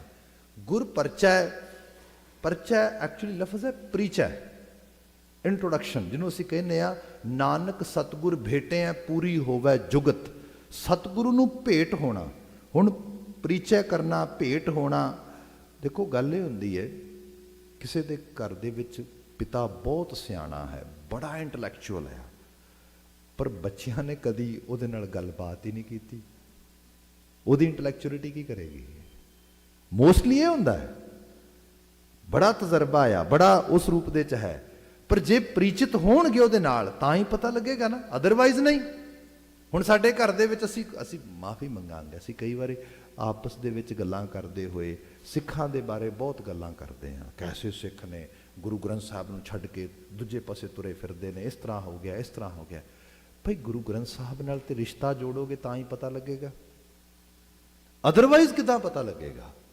ਜਿੰਨੀਆਂ ਮੈਂ ਤੁਹਾਡੇ ਨਾਲ ਗੱਲਾਂ ਸਾਂਝੀਆਂ ਕੀਤੀਆਂ ਨੇ, ਗ੍ਰੰਥ ਸਾਹਿਬ ਦੀਆਂ ਗੱਲਾਂ ਨੇ ਸਾਰੀਆਂ, ਗ੍ਰੰਥ ਸਾਹਿਬ ਵਿੱਚੋਂ ਹੀ ਆ ਰਹੀਆਂ ਨੇ ਚੀਜ਼ਾਂ। ਪਰ ਮੁਸ਼ਕਲ ਇਹ ਹੈ, ਬੰਦਾ ਪੜ੍ਹਦਾ ਨਹੀਂ, ਬੰਦਾ ਸਮਝਦਾ ਨਹੀਂ, ਬੰਦਾ ਅਪਣਾਉਂਦਾ ਨਹੀਂ। ਗ੍ਰੰਥ ਸਾਹਿਬ ਇਹਦੇ 'ਚ ਇਸ ਰੂਪ ਵਿੱਚ ਫਿਰ ਕੀ ਬਾਤ ਕਰਨਗੇ? ਪ੍ਰੀਚ ਹੈ, ਪਹਿਲੀ ਸਟੇਜ ਆ, ਪ੍ਰੀਚਿਤ ਕਰੋ ਆਪਣੇ ਆਪ ਨੂੰ, ਅਹਿਸਾਸੋ, ਦੱਸੋ ਆਪਣੇ ਆਪ ਨੂੰ।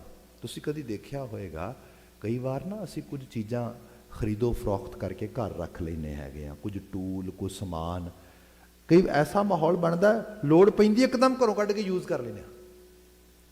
ਐਗਜ਼ੈਕਟਲੀ ਸਾਡੀ ਖਾਸ ਕਰਕੇ ਮੈਮਰੀ ਹੈ, ਸਾਡੀ ਜਿਹੜੀ ਹਿਊਮਨ ਸਾਈਕੀ ਹੈ, ਇਹਦੇ ਵਿੱਚ ਚੀਜ਼ਾਂ ਲਗਾਤਾਰ ਪਾਈ ਜਾਓ, ਪੜ੍ਹ ਕੇ, ਸਮਝ ਕੇ, ਫਿਰ ਜਿੱਥੇ ਕਿਤੇ ਲੋੜ ਪਏਗੀ ਉਹ ਫਿਰ ਜਿਹੜੇ ਟੂਲਸ ਨੇ ਉਹ ਫਿਰ ਹੈਲਪ ਕਰਨਗੇ ਸਾਨੂੰ। ਇਹੀ ਐਕਚੁਅਲ ਲੈਵਲ ਤੇ ਪ੍ਰਾਪਤੀ। ਮਹਾਰਾਜ ਕਹਿੰਦੇ ਜੋਗੀਆਂ ਨੂੰ, ਜੋਗੀਓ ਜੇ ਤਾਪੀ ਸਾਧਨਾ ਹੈ, ਜੇ ਕੁਝ ਕਰਨਾ ਹੀ ਹੈ ਤੇ ਫਿਰ ਇਸ ਸ਼ਬਦ ਨਾਲ ਜੋੜੋ ਨਾ। ਇੱਥੇ ਜ਼ਿਕਰ ਆ ਰਿਹਾ ਗੁਰ ਪਰਚੈ ਮਨ ਸਾਚ ਸਮਾਏ, ਫਿਰ ਜਾ ਕੇ ਮਨ ਸੱਚ ਵਿੱਚ ਸਮਾਉਂਦਾ ਹੈ, ਮਨ ਨੂੰ ਸੱਚ ਸਮਝ ਆਉਂਦਾ ਹੈਗਾ।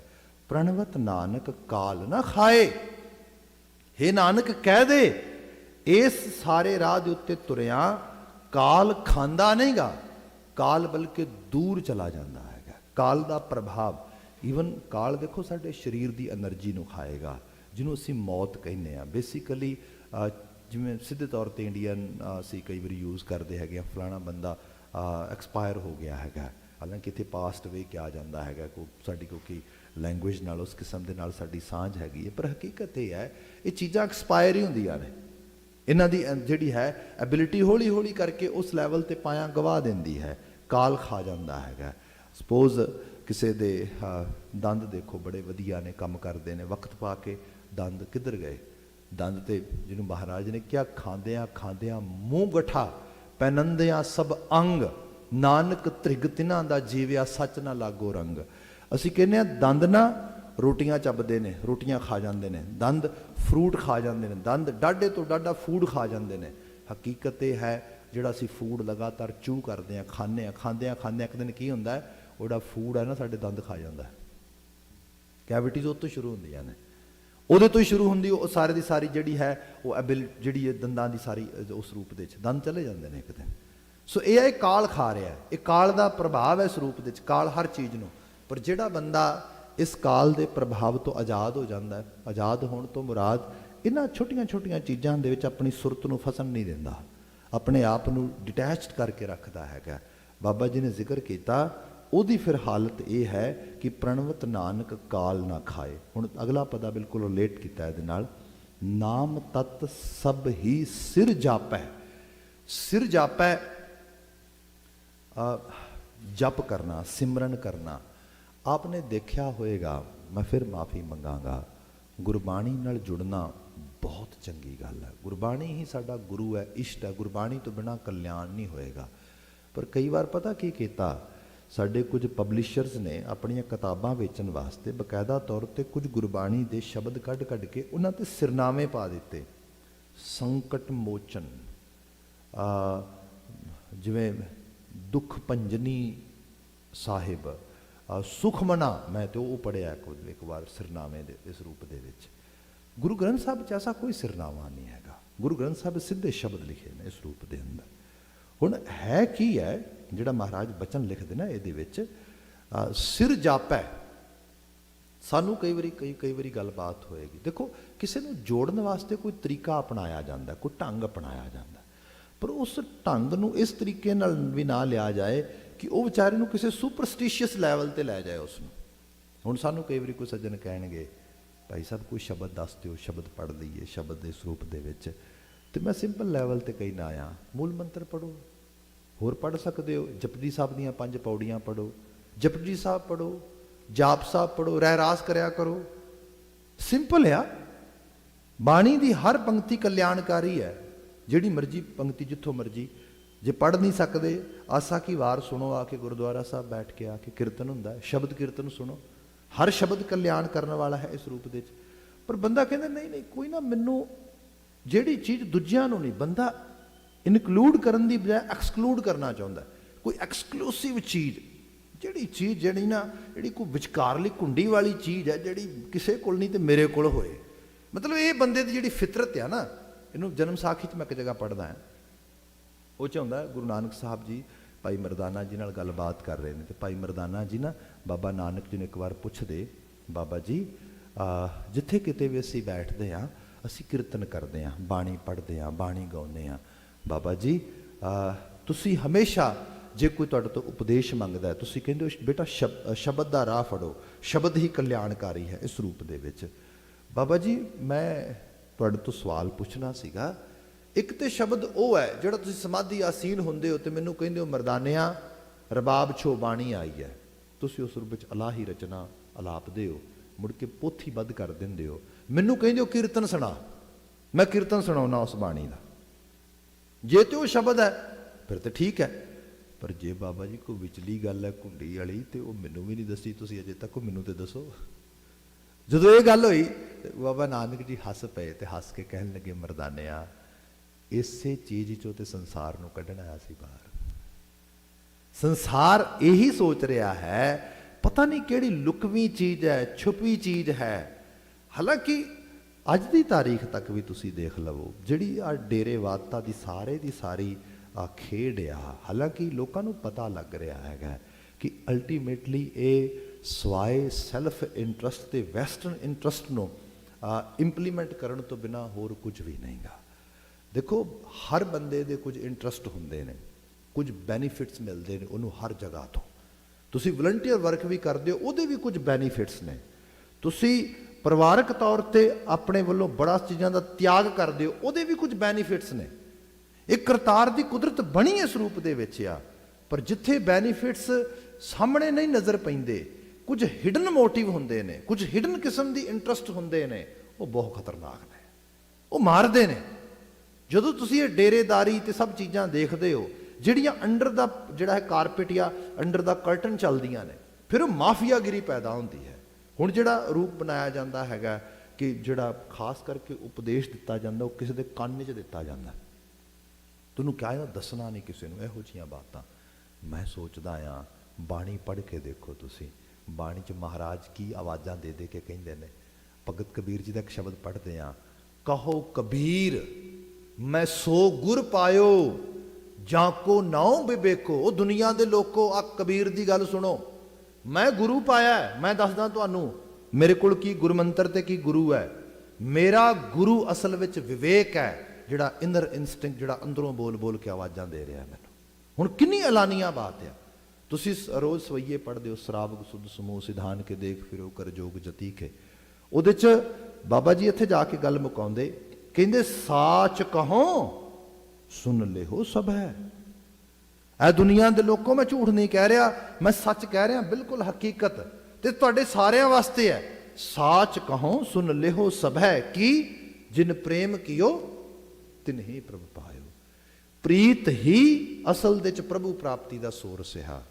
ਜੇ ਬੰਦਾ ਨਫ਼ਰਤ ਨਾਲ ਹੀ ਭਰਿਆ ਹੈ, ਈਰਖਾ ਨਾਲ ਹੀ ਭਰਿਆ ਹੈ, ਜੇ ਉਹਦੇ ਵਿੱਚ ਆਲੇ ਦੁਆਲੇ ਦੇ ਪ੍ਰਤੀ ਜਿਹੜਾ ਹੈਗਾ, ਜਿਹਨੂੰ ਅਸੀਂ ਲਵ ਐਂਡ ਅਫੈਕਸ਼ਨ ਕਹਿੰਦੇ ਹਾਂ, ਸਾਂਝ ਨਹੀਂ ਹੈਗੀ, ਉਸ ਕਿਸਮ ਦੀ ਆਪਣਤ ਨਹੀਂ ਹੈਗੀ, ਉਹ ਬੰਦਾ ਕਿਵੇਂ ਉਸ ਕਰਤਾਰ ਅਕਾਲ ਪੁਰਖ ਵਾਹਿਗੁਰੂ ਤੱਕ ਪਹੁੰਚ ਸਕਦਾ ਹੈਗਾ। ਸੋ ਬਾਣੀ ਬਿਲਕੁਲ ਸਰਲ ਤੇ ਸਪਸ਼ਟ ਹੈ ਇਸ ਰੂਪ ਦੇ ਵਿੱਚ। ਜਿਹੜਾ ਇੱਥੇ ਜ਼ਿਕਰ ਕੀਤਾ ਮਹਾਰਾਜ ਜੀ ਨੇ, ਮਹਾਰਾਜ ਕਹਿੰਦੇ ਮੈਂ ਤੁਹਾਨੂੰ ਸਿਰ ਜਾਪੈ ਸਭ ਜਾਪਾਂ ਦਾ ਸਿਰਮੋਰ ਜਾਪ ਦੇ ਰਿਹਾ ਵਾਂ। ਸ਼੍ਰੋਮਣੀ ਜਾਪ, ਸ਼੍ਰੋਮਣੀ ਸਿਮਰਨ ਦਾ ਸੂਤਰ, ਸ਼੍ਰੋਮਣੀ ਜਿਹਨੂੰ ਕੁਝ ਲੋਕਾਂ ਨੇ ਬੀਜ ਮੰਤਰ ਕਿਹਾ, ਕੁਝ ਲੋਕਾਂ ਨੇ ਕੁਝ ਹੋਰ ਨਾਮ ਦਿੱਤੇ। ਗੁਰੂ ਨਾਨਕ ਸਾਹਿਬ ਜੋਗੀਆਂ ਨੂੰ ਦੱਸਦੇ, ਨਾਮ ਤਤ ਸਭ ਹੀ ਸਿਰ ਜਾਪੈ। ਜਿਹੜੇ ਨਾਮ ਤਤ ਦੀ ਸਮਝ ਆ ਨਾ, ਇਹ ਸਭ ਜਾਪਾਂ ਦਾ ਸਿਰੇ ਦਾ ਜਾਪ ਆ। ਇਸ ਰੂਪ ਵਿੱਚ ਬਾਤ ਕੀਤੀ। ਜਾਂ ਤੁਸੀਂ ਹੋਰ ਰੰਗ ਪੜੋ, ਮਹਾਰਾਜ ਜ਼ਿਕਰ ਕਰਦੇ, ਹਰ ਕੀਰਤ ਸਾਧ ਸੰਗਤ ਹੈ ਸਿਰ ਕਰਮਨ ਕੇ ਕਰਮਾ। ਇੱਥੇ ਕਿਆ, ਨਾਮ ਤਤ ਸਭ ਹੀ ਸਿਰ ਜਾਪੈ। ਬੰਦਾ ਕਹਿੰਦਾ ਮੈਂ ਜਪ ਨਹੀਂ ਕੱਲਾ ਕਰਨਾ, ਮੈਂ ਤੇ ਕੋਈ ਕਰਮ ਕਰਨੇ ਨੇ। I really want to do something or practice some kind of devotional, actually in devotional areas. Guru Sahib ਕਹਿੰਦੇ ਠੀਕ ਹੈ, ਜਿਹੜਾ ਹੈ ਜਿਹੜੀ ਆ ਹਰ ਕੀਰਤ ਸਾਧ ਸੰਗਤ ਹੈ, ਹਰੀ ਦੀ ਕੀਰਤੀ ਸਤਸੰਗਤ ਵਿੱਚ ਬੈਠ ਕੇ ਅਪਣਾਉਣੀ, ਸੁਣਨੀ, ਸਮਝਣੀ। ਅੱਜ ਵੀ ਅਸੀਂ ਦੇਖਦੇ ਹੈਗੇ ਆ, ਲੋਕੀ ਹਾਈਲੀ ਤਾਲੀਮ ਆਫਤਾ ਸਮਾਜ 'ਚ ਅਸੀਂ ਰਹਿ ਰਹੇ ਹਾਂ, ਹਾਈਲੀ ਐਜੂਕੇਟਡ ਸੋਸਾਇਟੀ ਹੈਗੀ ਏ, ਇਹਦੇ 'ਚ ਲੋਕਾਂ ਕੋਲ ਬੜੀ ਬੜੀ ਵੱਡੀ ਅਫੋਰਡੇਬਿਲਿਟੀ ਹੈਗੀ ਏ। ਪਰ ਆਪ ਹੈਰਾਨ ਹੋਵੋਗੇ ਜਦੋਂ ਐਜੂਕੇਸ਼ਨ ਲੈਣ ਦੀ ਗੱਲ ਆਉਂਦੀ ਹੈ, ਭਾਵੇਂ ਆਪਣੇ ਲਈ ਤੇ ਭਾਵੇਂ ਆਪਣੇ ਪਿਆਰਿਆਂ ਲਈ, ਬੱਚਿਆਂ ਲਈ, ਲੋਕੀ ਸਕੂਲਾਂ ਵਿੱਚ ਜਾਂਦੇ ਨੇ, ਯੂਨੀਵਰਸਿਟੀ ਵਿੱਚ ਜਾਂਦੇ ਨੇ। ਜਮਾਤ ਹੀ ਕਰਾਮਾਤ ਹੈ, ਸੰਗਤ ਜਮਾਤ ਹੈ ਅਸਲ ਦੇ ਵਿੱਚ, ਜਿੱਥੇ ਬੰਦਾ ਸੰਗਤੀ ਰੂਪ ਦੇ ਵਿੱਚ ਇੱਕ ਐਕਸਟਰਾ ਐਫਰਟ ਪਾ ਕੇ ਜਾਂਦਾ ਹੈਗਾ।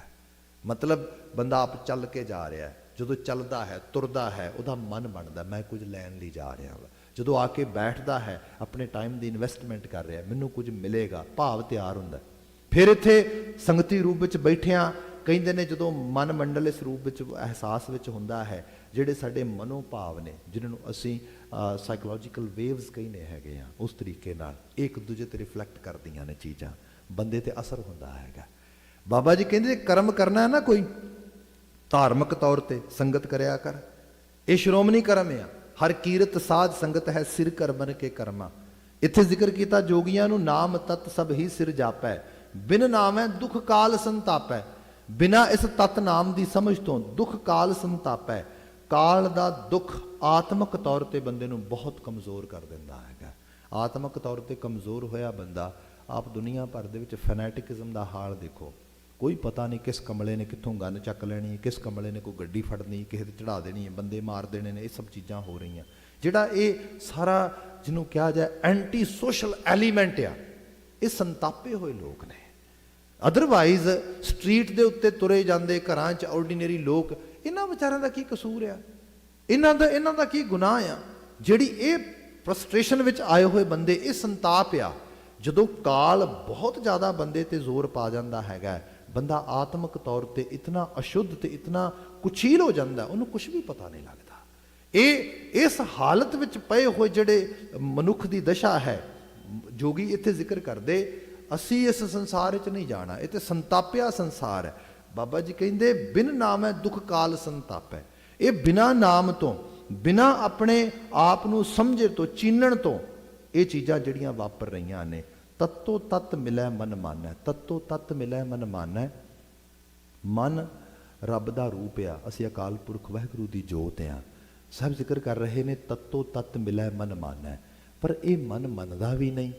ਫਿਰ ਇਹ ਵੀ ਅਹਿਸਾਸ ਰੱਖਿਆ ਜੇ, ਜਿਵੇਂ ਬੱਚਾ ਹੁੰਦਾ ਨਾ, ਤੁਸੀਂ ਇੱਕ ਇਹ ਵੀ ਹੋ ਸਕਦਾ ਹੈ ਕਿ ਉਹਨੂੰ ਡਾਂਟੋਗੇ, ਫਟਕਾਰੋਗੇ, ਉਹਨੂੰ ਝਿੜਕੋਗੇ, ਉਹਨੂੰ ਐਕਸਟਰਨਲ ਬਾਉਂਡਰੀਜ਼ ਲਾ ਦਿਓਗੇ, ਵਕਤੀ ਤੌਰ 'ਤੇ ਚੀਜ਼ਾਂ ਕੰਮ ਕਰਦੀਆਂ ਨੇ ਥੋੜ੍ਹੀਆਂ ਥੋੜ੍ਹੀਆਂ, ਪਰ ਕਿੰਨੀ ਕੁ ਦੇਰ ਸ਼ੀਖਾਂ ਲਾਓਗੇ? ਉਹ ਇੱਕ ਲਾਓਗੇ ਦੂਜੀ ਤੋੜ ਦੇਗਾ, ਦੂਜੀ ਲਾਓਗੇ ਤੀਜੀ ਤੋੜ ਦੇਗਾ। ਇਹ ਚੀਜ਼ਾਂ ਕੰਟੀਨਮ ਵਿੱਚ ਚੱਲਦੀਆਂ ਇਸ ਤਰੀਕੇ ਦੇ ਨਾਲ। ਫਿਰ ਹੌਲੀ ਹੌਲੀ ਕਰਕੇ ਕੀ ਹੁੰਦਾ ਹੈ, ਦੇਰ ਸਵੇਰ ਕੁਛ ਐਸਾ ਹਾਲਾਤ ਬਣਦੇ ਨੇ, ਉਹਨੂੰ ਗੱਲ ਸਮਝ ਆ ਜਾਂਦੀ ਹੈ, ਉਹਦਾ ਮਨ ਮੰਨ ਜਾਂਦਾ ਹੈ, ਸਮਝ ਆ ਜਾਂਦੀ। ਇਹਦੇ ਬਾਬਤ ਵੀ ਫਿਰ ਮੈਂ ਮਿਸਾਲ ਸੁਸਾਇਟੀ 'ਚੋਂ ਦੇਣਾ ਵਾ। ਕਈ ਵਾਰੀ ਜੀਵਨ ਲੰਘ ਜਾਂਦਾ ਬੰਦੇ ਦਾ ਪੂਰਾ ਸਟਰਗਲ ਕਰਦਿਆਂ। ਮੇਰੇ ਇੱਥੇ ਇੱਕ ਮਿੱਤਰ ਹੀ ਨੇ, ਡਾਕਟਰ ਹੈ ਇਸ ਵਕਤ ਤੋਂ, ਅਤੇ ਹੋਇਆ ਇਹ ਕਿ ਪੜ੍ਹਨ ਨੂੰ ਵਧੀਆ ਸੀਗਾ, ਬੜਾ ਸ਼ਾਰਪ ਸੀਗਾ, ਬ੍ਰੇਨੀ ਸੀਗਾ, ਅਤੇ ਪਰ ਪਬਲਿਕ ਸਕੂਲ 'ਚ ਜਾਂਦਾ ਸੀ ਘਰ ਦੇ ਨੇੜੇ। ਗ੍ਰੇਡ 9 ਦੇ ਵਿੱਚ ਜਦੋਂ ਗਿਆ ਤਾਂ ਕੰਮ 'ਤੇ ਜਿੱਥੇ ਫੈਕਟਰੀ 'ਚ ਕੰਮ ਕਰਦਾ ਸੀ ਉਹਦੇ ਫਾਦਰ ਅੰਕਲ, ਅਤੇ ਉਹਨੇ ਕਿਤੇ ਦੱਸਿਆ ਬੱਚਾ ਕਿਤੇ ਪੜ੍ਹ ਰਿਹਾ, ਕਹਿੰਦਾ ਉਹ ਘਰ ਦੇ ਨੇੜੇ ਜਿਹੜਾ ਸਕੂਲ ਆ ਉੱਥੇ ਭੇਜੋ। ਉਹ ਕਹਿੰਦਾ ਉਹ ਉਹਨੂੰ ਦੱਸ ਤੂੰ ਗੈਂਗਸਟਰ ਬਣਾਉਣਾ? ਉੱਥੇ ਤੇ ਨਿਰੀ ਵਾਇਲੈਂਸ ਆ, ਲੜਾਈ ਆ, ਕੋਈ ਪੜ੍ਹਾਈ ਨਹੀਂ, ਰੋਜ਼ ਉੱਥੇ ਤਮਾਸ਼ਾ ਹੁੰਦਾ, ਪੁਲਿਸ ਇੰਨੀ ਖੜੀ ਹੁੰਦੀ ਹੈ, ਬੱਚੇ ਨੂੰ ਚਾਹੀਦੇ ਸਕੂਲ ਪਾ। ਉਹਨੂੰ ਸਮਝ ਲੱਗ ਗਈ ਗੱਲ, ਆਇਆ ਘਰ ਗੱਲ ਕੀਤੀ, ਬੱਚੇ ਨੂੰ ਪਤਾ ਲੱਗਾ ਮੇਰਾ ਸਕੂਲ ਬਦਲਣ ਲੱਗੇ ਨੇ। ਉਹਨੇ ਕਿਤੇ ਸਕੂਲੇ ਜਾ ਕੇ ਟੀਚਰ ਨਾਲ ਗੱਲ ਕੀਤੀ ਵੀ I might not actually come in this school any more because my dad was talking about it. ਉਹਨੇ ਨੋਟਸ ਬਣਾ ਕੇ ਦਿੱਤਾ, ਆਪਣੇ ਡੈਡ ਨੂੰ ਦਈ, ਨੋਟਸ ਕਰ ਲੈ ਕੇ ਆਇਆ। ਉਹਨੇ ਕਿਹਾ ਮੈਨੂੰ ਮਿਲ ਆ ਕੇ ਆਫਿਸ ਵਿੱਚ। ਮਿਲਣ ਚਲਾ ਗਿਆ, ਕਹਿੰਦਾ ਦੱਸੋ? ਕਹਿੰਦਾ ਗੱਲ ਇਹ ਹੈ ਸਾਡੀ ਕਲਾਸ ਵਿੱਚ ਸਾਰੇ ਬੱਚੇ ਇਲਤੀ ਨੇ, ਇੱਕੋ ਹੀ ਬੱਚਾ ਪੜ੍ਹਨ ਵਾਲਾ ਆ, ਬਸ ਸਾਨੂੰ ਪਤਾ ਇਸ ਗੱਲ ਦਾ, ਅਤੇ ਚਿੰਤਾ ਨਾ ਕਰੋ, ਕਿਸੇ ਕਿਸਮ ਦੀ ਫਿਕਰਮੰਦਗੀ ਕਰਨ ਦੀ ਲੋੜ ਨਹੀਂ ਹੈਗੀ, ਅਸੀਂ ਸਾਰਾ ਜ਼ੋਰ ਇਹ 'ਤੇ ਲਾ ਦੇਣਾ, ਅਸੀਂ ਇਹਨੂੰ ਪੜ੍ਹਾ ਦੇਣਾ, ਡੋਂਟ ਵਰੀ। ਬਸ ਇੰਝ ਜਾਣੋ ਕਿ ਅਸੀਂ ਪੂਰੀ ਐਫਰਟ ਲਾ ਦਿਆਂਗੇ। 2-4 ਬੱਚੇ ਹੋਰ ਨੇ ਜਿਹੜੇ ਇਹਦੇ ਨਾਲ ਰਲਾ ਕੇ ਅਸੀਂ ਪੜ੍ਹਾਉਣੇ ਨੇ, ਕਿਉਂਕਿ ਇਕੱਲੇ ਨੂੰ ਪੜ੍ਹਾਉਣਾ ਔਖਾ ਹੋਏਗਾ ਉਸ ਤਰੀਕੇ ਨਾਲ, ਉਹ ਵੀ ਪੜ੍ਹ ਜਾਣਗੇ, ਅਤੇ ਸਾਡੇ ਕੋਲ ਇੱਕ ਤਰ੍ਹਾਂ ਦੀ ਟਰੋਫੀ ਹੈ, ਸਾਨੂੰ ਕੰਮ ਕਰ ਲੈਣ ਦਿਓ, ਬਾਕੀ ਜੋ ਤੁਸੀਂ ਚਾਹੁੰਦੇ ਹੋ ਉਹ ਤੁਹਾਡੇ ਨਾਲ ਅਸੀਂ ਪੂਰਾ ਕੋਆਪਰੇਟ ਕਰਾਂਗੇ। ਉਹ ਕਹਿੰਦਾ ਮੇਰੀ ਤਾਂ ਇੱਛਾ ਸੀਗੀ, ਸਮਾਰਟ ਆ, ਕੱਲ੍ਹ ਨੂੰ ਮੈਡੀਕਲ ਕਾਲਜ ਜਾਏਗਾ। ਟੀਚਰ ਬੜਾ ਕਮਾਲ ਦਾ ਸੀ, ਉਹ ਕਹਿੰਦਾ ਮੈਂ ਤੈਨੂੰ ਪ੍ਰੋਮਿਸ ਕਰਦਾ, ਲਿਖ ਕੇ ਦੇਣਾ, ਮੈਡੀਕਲ ਕਾਲਜ ਭੇਜਣ ਦਾ ਮੇਰੀ ਜ਼ਿੰਮੇਵਾਰੀ। ਖੈਰ ਪਰ ਕੋਆਪਰੇਟ ਕਰਨਾ ਮੇਰੇ ਨਾਲ। ਹੋਇਆ ਇਹ ਹੁਣ ਸਕੂਲ 'ਚ ਇੰਨੀ ਡਿਸਟਰੈਕਸ਼ਨ ਹੈਗੀ ਹੈ, ਬੱਚਾ ਰੋਜ਼ ਸਟਰਗਲ ਕਰਦਾ ਹੈ, ਮੈਂ ਜਿਹੜਾ ਹੈਗਾ ਫਲਾਣੀ ਥਾਂ 'ਤੇ ਟੂਰਨਾਮੈਂਟ ਹੋ ਰਿਹਾ ਉੱਥੇ ਜਾਣਾ ਹੈਗਾ, ਕੰਸਰਟ ਹੋ ਰਿਹਾ ਉੱਥੇ ਜਾਣਾ ਹੈਗਾ, ਫਰੈਂਡਸ ਨਾਲ ਪਾਰਟੀ 'ਤੇ ਜਾਣਾ ਹੈਗਾ। ਉਹ ਟੀਚਰ ਨਾਲ ਗੱਲਬਾਤ ਕਰਦੇ, ਟੀਚਰਸ ਕਹਿੰਦੇ ਨਹੀਂ ਉੱਥੇ ਕਾਹਨੂੰ ਭੇਜਣਾ ਹੈ, ਬਹੁਤ ਸਾਰੀਆਂ ਗੱਲਾਂ ਹੁੰਦੀਆਂ ਨੇ, ਸਟਰਗਲ ਚੱਲਦੀ ਰਹੀ। ਉਸ ਸਾਰੇ ਦਰਮਿਆਨ 4 ਸਾਲਾਂ ਦੇ ਵਿੱਚ ਮਾਂ ਬਾਪ ਦੀ ਅਤੇ ਬੱਚੇ ਦੀ ਰਿਲੇਸ਼ਨਸ਼ਿਪ ਖਰਾਬ ਹੋ ਗਈ। ਕਈ ਵਾਰੀ ਚੀਜ਼ਾਂ ਹੁੰਦੀਆਂ ਨੇ, ਤੁਸੀਂ ਇੱਕ ਬਚਾਉਂਦੇ ਹੋ ਦੂਜੀ ਖਰਾਬ ਹੋ ਜਾਂਦੀ। ਉਹ ਰਿਲੇਸ਼ਨਸ਼ਿਪ ਜਾਂਦੀ ਲੱਗੀ, ਬੱਚੇ 'ਚ ਬੜੀ ਫਰਸਟ੍ਰੇਸ਼ਨ ਅਤੇ ਬਹੁਤ ਗੁੱਸਾ ਮਾਪਿਆਂ ਦੇ ਬਾਰੇ ਇਸ ਰੂਪ ਵਿੱਚ। ਖੈਰ ਉਹ ਕਰਦਿਆਂ ਕਰਾਉਂਦਿਆਂ ਉਹ ਜਿਹੜਾ BSc ਲਾਈਫ ਸਾਇੰਸਿਸ ਕੀਤੀ, MD ਬਣ ਗਿਆ, ਸਭ ਕੁਝ ਹੋ ਗਿਆ। ਸਕੂਲ ਵਾਸਤੇ ਉਹ ਇੱਕ ਤਰ੍ਹਾਂ ਦੀ ਟਰੋਫੀ ਸੀ ਬੜੀ ਵੱਡੀ। ਸੋ ਉਹ ਕਾਫੀ ਜਿਹੜਾ ਹੈਗਾ ਸਮਾਂ ਬਤੀਤਿਆ, ਅਤੇ ਉਸ ਤੋਂ ਬਾਅਦ ਉਹਨਾਂ ਨੇ ਇੱਕ ਐਲੂਮੀਨਾਈ ਨਾਈਟ ਕੀਤੀ, ਐਕਚੁਅਲੀ ਪ੍ਰੋਗਰਾਮ ਕੀਤਾ, ਡੇ ਟਾਈਮ ਐਲੂਮੀਨਾਈ, ਜਿਹੜੇ ਪੁਰਾਣੇ ਸਟੂਡੈਂਟ ਸੀ ਉਹਨਾਂ ਨੂੰ ਬੁਲਾ ਕੇ ਉਸ ਈਅਰ ਦੇ ਸਕੂਲ ਦੇ ਸਾਰੇ ਆਲਮੋਸਟ ਜਿੰਨੇ ਕੋਲ ਐਡਰੈਸ ਮਿਲੇ ਉਹਨਾਂ ਨੂੰ ਪਾਇਆ ਗਿਆ, ਉਹਨੂੰ ਵੀ ਬੁਲਾਇਆ ਗਿਆ। ਉਹ ਹੁਣ ਦੂਰ ਰਹਿੰਦਾ ਮਾਂ ਬਾਪ ਤੋਂ, ਅਤੇ ਮਾਂ ਬਾਪ ਨੂੰ ਕਾਲ ਕੀਤੀ, ਮੈਂ ਆ ਰਿਹਾ ਸਕੂਲੇ, ਸਾਡੇ ਐਲੂਮੀਨਾਈ ਉੱਥੇ ਪ੍ਰੋਗਰਾਮ ਹੈਗਾ ਅਤੇ ਮੈਂ ਘਰ ਵੀ ਆਵਾਂਗਾ। ਮੈਂ ਕਿਹਾ ਠੀਕ ਆ।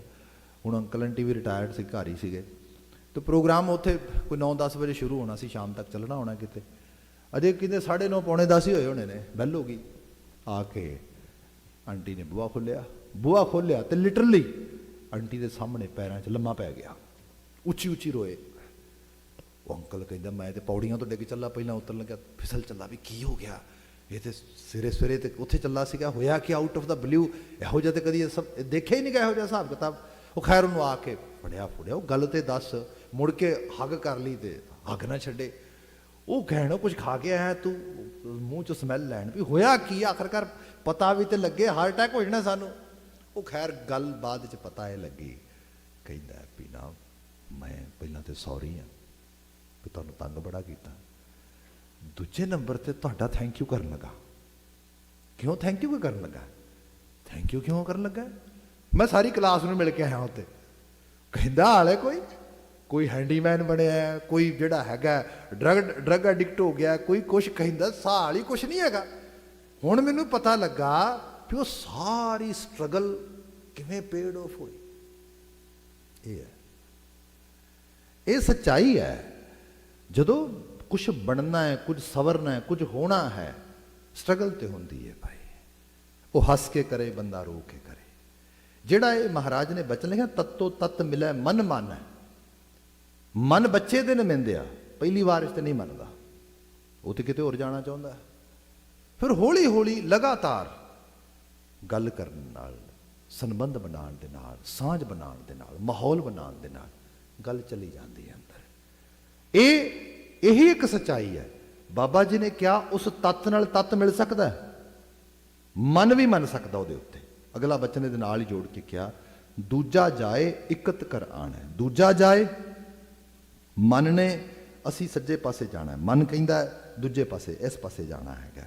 ਇਹ ਦੁਐ ਭਾਵ ਜਿਹੜਾ ਹੈਗਾ, ਇਹ ਜਿਹੜੀ ਖਾਸ ਕਰਕੇ ਡੁਐਲਿਟੀ ਹੈਗੀ ਏ, ਇਹ ਮਹਾਰਾਜ ਕਹਿੰਦੇ ਇਹਦੇ ਤੇ ਕੰਮ ਕਰਨਾ ਪਏਗਾ। ਇਹਦੇ 'ਚ ਕੋਈ ਐਕਸੈਪਸ਼ਨ ਨਹੀਂ ਹੈਗੀ।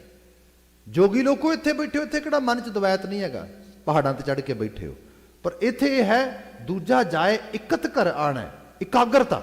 ਬਾਣੀ ਨੇ ਕਿਹਾ ਬੀਓ ਬੀਜ ਪਤ ਲੈ ਗਏ ਅਬ ਕਿਉਂ ਉਗਵੈ ਦਾਲ। ਇੱਕ ਮਨ ਹੋ ਕੇ ਕੀਤੀ ਹੋਈ ਚੀਜ਼ ਹੀ ਅਸਰ ਪੈਦਾ ਕਰਦੀ ਹੈ। ਸੋ ਉਹਦੇ ਉੱਤੇ ਬਾਬਾ ਜੀ ਨੇ ਫੋਕਸ ਕਰਵਾਇਆ। ਬੋਲੇ ਪਵਨਾ ਗਗਨ ਕਰ ਜਾ। ਇੱਕ ਦਿਨ ਐਸਾ ਹੁੰਦਾ ਤੁਹਾਡਾ ਪ੍ਰਾਣ ਬੋਲਦਾ ਹੈ, ਬੋਲੇ ਪਵਨਾ। ਪ੍ਰਾਣ ਬੋਲਣਾ, ਤੁਸੀਂ ਅਸਲ ਆਤਮਕ ਤੌਰ ਤੇ ਇਤਨੇ ਬਲੀ ਹੋ ਜਾਂਦੇ ਹੋ, ਰੂਹ ਦੇ ਨਾਲ ਤੁਹਾਡੀ ਆਤਮ ਸਾਥ ਹੋ ਜਾਂਦੀ ਹੈ। ਤੇ ਇੱਥੇ ਅਗਲਾ ਜ਼ਿਕਰ ਹੈ ਗਗਨ ਗਰਜੈ। ਗਗਨ ਹੈ ਉੱਚਾ, ਇਹਨੂੰ ਦਸਮ ਦੁਆਰ ਵੀ ਕਈ ਵਾਰੀ ਕਿਹਾ ਜਾਂਦਾ ਹੈ, ਪਰ ਇਹ ਹੈ ਸੋਝੀ ਦੀ ਇੰਤਹਾ। ਜਦੋਂ ਬੰਦਾ ਵਾਈਜ਼ ਲੈਵਲ ਤੇ, ਐਕਸਟ੍ਰੀਮ ਲੈਵਲ ਤੇ ਪਹੁੰਚ ਜਾਂਦਾ ਹੈਗਾ, ਉਹ ਫਿਰ ਗਰਜਦਾ ਹੈ, ਉਹ ਫਿਰ ਅੰਦਰ ਜਾ ਕੇ ਜਿਹੜਾ ਗੂੰਜ ਪਾਉਂਦਾ, ਉਹਦੇ ਸਾਹਮਣੇ ਫਿਰ ਸਭ ਚੀਜ਼ਾਂ, ਸਭ ਆਵਾਜ਼ਾਂ ਚੁੱਪ ਹੋ ਜਾਂਦੀਆਂ। ਨਾਨਕ ਨਿਹਚਲ ਮਿਲਣ ਸਹਿਜ ਹੈ। ਹੇ ਨਾਨਕ ਕਹਿ, ਜਿਹੜਾ ਇਹ ਨਿਹਚਲ ਹੈ, ਇਹ ਜਿਹੜਾ ਮਨ ਦੇ ਟਿਕਾ ਦਾ ਮਿਲਾਪ ਆ, ਇਹ ਫਿਰ ਸਹਿਜੇ, ਫਿਰ ਯੋਗ ਕਿਰਿਆਵਾਂ ਕਰਨ ਦੀ ਲੋੜ ਨਹੀਂ, ਆਪਣੇ ਆਪ ਹੋ ਜਾਂਦੀਆਂ ਨੇ। ਸਾਹਿਬ ਜੋਗੀਆਂ ਨੂੰ ਇਹ ਸੰਦੇਸ਼ ਦਿੰਦੇ। ਅਗਲੇ ਪਦੇ ਦੇ ਵਿੱਚ ਵੀ ਇਹਦੀ ਫਰਦਰ ਵਿਆਖਿਆ ਹੈ, ਜਿਹਦੀ ਵਿਚਾਰ ਆਉਂਦੇ ਸਮੇਂ ਵਾਸਤੇ ਅੱਜ ਲਈ ਇੱਥੇ ਸਮਾਪਤੀ। ਭੁੱਲਾਂ ਗਲਤੀਆਂ ਨਾ ਚਤਾਰਿਓ। ਸਭ ਪ੍ਰੇਮ ਕਹਿ ਦੇਣਾ ਜੀ। ਵਾਹਿਗੁਰੂ ਜੀ ਕਾ ਖਾਲਸਾ, ਵਾਹਿਗੁਰੂ ਜੀ ਕੀ ਫਤਿਹ।